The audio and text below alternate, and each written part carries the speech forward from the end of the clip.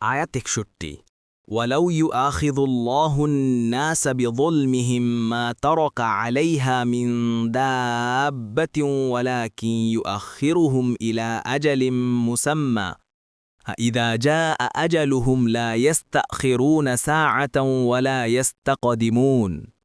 অনুবাদ: আর আল্লাহ যদি মানুষকে তাদের সীমা লঙ্ঘনের জন্য শাস্তি দিতেন তবে ভূপৃষ্ঠে কোনো জীবজন্তুকেই রেহাই দিতেন না, কিন্তু তিনি এক নির্দিষ্ট কাল পর্যন্ত তাদেরকে অবকাশ দিয়ে থাকেন। অতঃপর যখন তাদের সময় আসে তখন তারা মুহূর্তকাল আগাতে বা পিছাতে পারে না।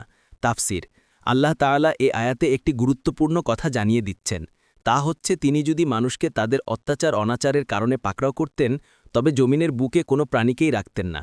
এখানে প্রাণী বলে কাফের উদ্দেশ্য নেয়া হলে কোনো সমস্যা নেই, কারণ তিনি তাদেরকে অবকাশ দেয়ার শাস্তি দিবেন, এটাই স্বাভাবিক।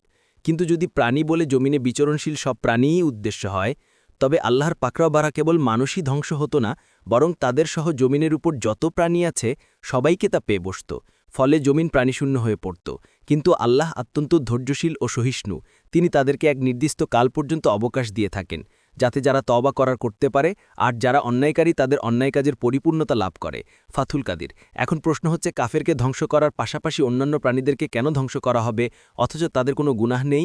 এর উত্তরে কোনো মুফাসসির বলেন, জালিমকে তার শাস্তি বিধান করতেই ধ্বংস করবেন, আর যদি অন্যান্য প্রাণী হিসেব নিকাশ আছে এরকম হয় তবে তাদের সোয়াব পূর্ণ করার জন্য, আর যদি হিসেব নিকাশ নেই এরকম প্রাণী হয় তবে জালিমদের জুলুমের কুপ্রভাবের কারণে। ফাতুল কাদির: এর দ্বারা বোঝা গেল যে মানুষ অন্যায়ের কারণে অন্যান্য প্রাণীজগৎকেও কষ্টে নিক্ষেপ করে, আর যদি ভালো কাজ করে তখন অন্যান্য প্রাণীগুলো তাদেরই ভালো কাজের সুফল ভোগ করে। এজন্যই যারা দ্বীনের জ্ঞানে জ্ঞানী তাদের জন্য পানির মাছ এবং আকাশের পাখিও দোয়া করে, কারণ তারা দ্বীনী জ্ঞান অর্জনের মাধ্যমে অন্যায় থেকে অবশ্য দূরে থাকবে, অন্যদেরকেও দূরে রাখবে। ফলে আল্লাহর রহমত নাজিল হওয়ার কারণ হবে, যা মানুষ ও সবার জন্য সমভাবে আসে। আল্লাহ তাআলা মানুষের গুনাহের কারণে তাদেরকে অনাবৃষ্টির মাধ্যমে শাস্তি দেন। এর শাস্তি মানুষ ও অন্যান্য প্রাণীজগৎ সবাইকে শামিল করে। তাই মানুষের উচিত যাবতীয় অন্যায় অনাচার থেকে দূরে থাকা, যাতে তাদের আচরণে এমন প্রাণীদের কষ্ট না হয় যারা কোনো অন্যায় করেনি। কুর্তুবী ইবনুল কাইয়্যিম মিফতাহুদ দারি সাআদাহ।